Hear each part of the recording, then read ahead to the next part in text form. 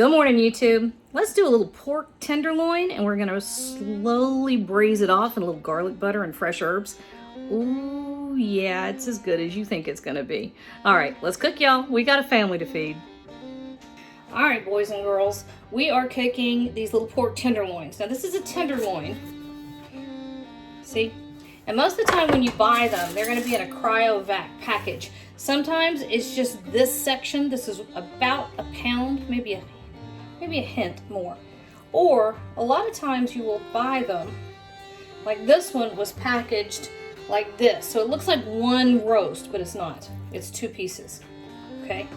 So this is our tenderloin, and we are actually going to do this in the oven and make sure that we end up nice and moist with lots of flavor.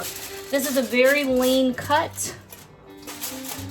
It tends to dry out. Now, I've heard people say, oh, make sure you're looking for the ones that are already marinated. I hate those. I think the flavors are just bleh. They're terrible. This is a way to do it without worrying about that chemically craziness that happens in those pre-marinated cryovac deals, okay? So just a little bit of salt, and each one of these is, and yes, I know, I touched pork, raw meat, and then put my hands on the salt. That's why I use these things,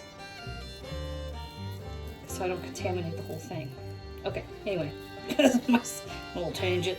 All right, so like I said, we're gonna do this so that it is very moist and tender, and that it doesn't dry out, and we're gonna do it with real flavors, not that weird stuff. All right, so over here on the stove, I've got about a tablespoon of olive oil over medium-low heat. It's medium. I know that I'm waiting on the cat to talk. I'm sure he's, I knew it. Kids, will you get him a cookie over there so he doesn't interrupt anymore?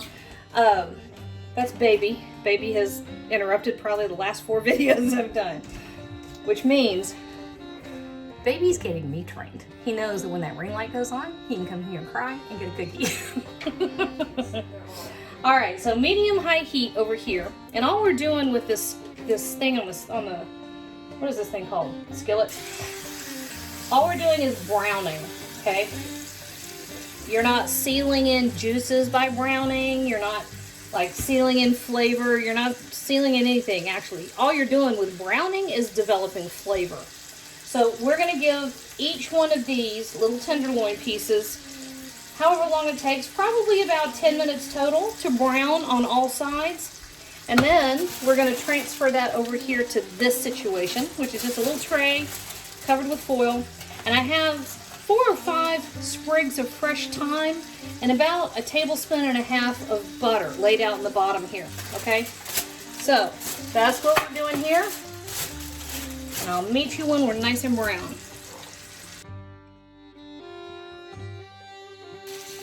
All right, so we are nice and brown on all sides.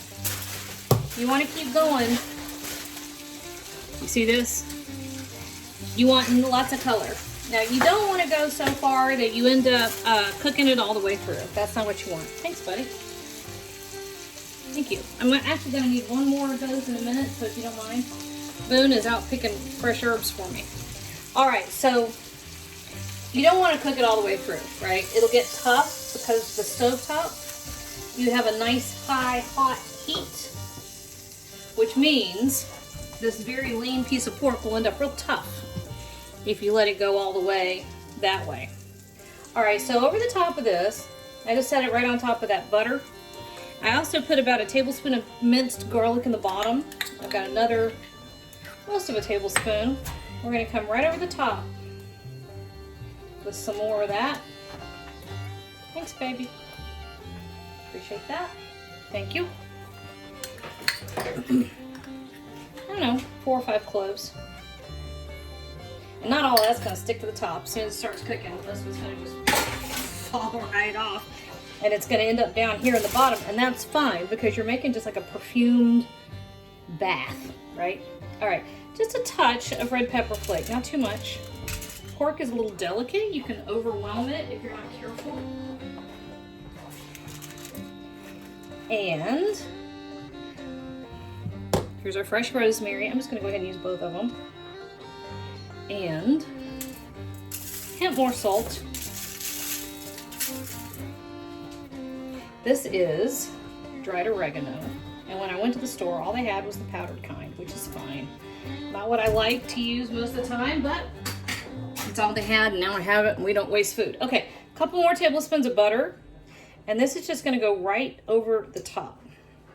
Now, back here, I have an oven preheated. Well, theoretically, it's gonna stay on top. I have an oven preheated to 350 degrees. And, yeah, the boys are yelling in the background. All right, hang on a minute. All right, so butter over the top, and then 350 degree oven. Everything's in here. Look how pretty that is already. Look, gorgeous. All right, so at this point, we're gonna wrap it all up.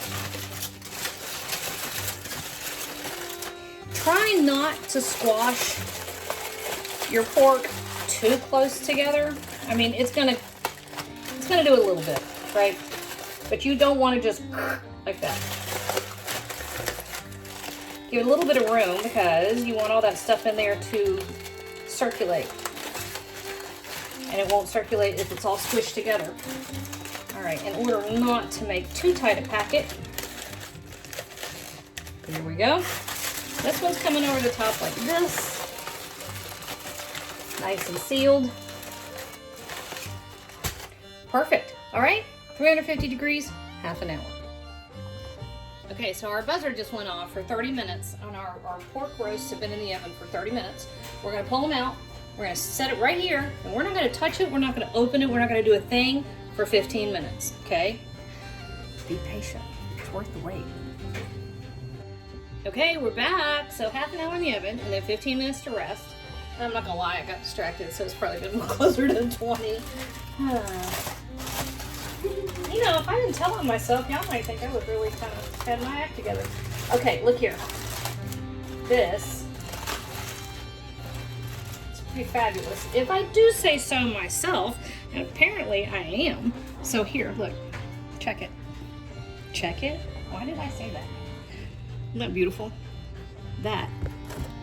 And it smells so good. Okay, I just dumped something out over on my counter. Okay, we're not gonna worry about it. All right, so let's cut this little puppy open and see how we did, huh? You wanna be the taste tester, baby?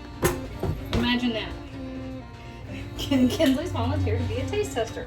All right, you also, one of the bonuses with this is you have all this gorgeous saucy stuff down here in the bottom.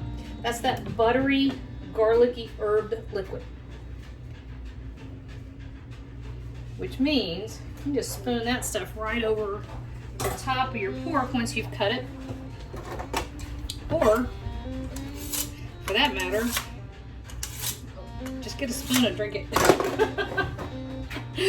Okay, not really fine. Spoil sport. Okay, so here we go. We're gonna slice this into little medallions.